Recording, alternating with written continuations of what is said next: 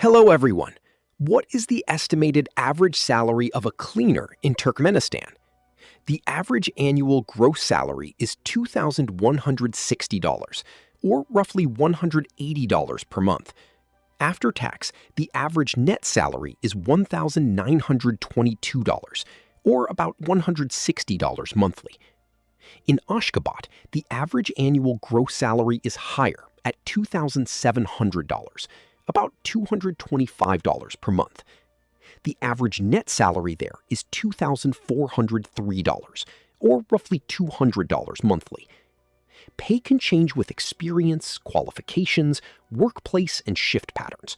Hotels and large facilities may offer more than small private jobs. Night work may also bring higher pay.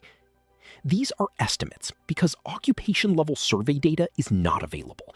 Please like the video and leave your salary in the comments. Thank you for watching.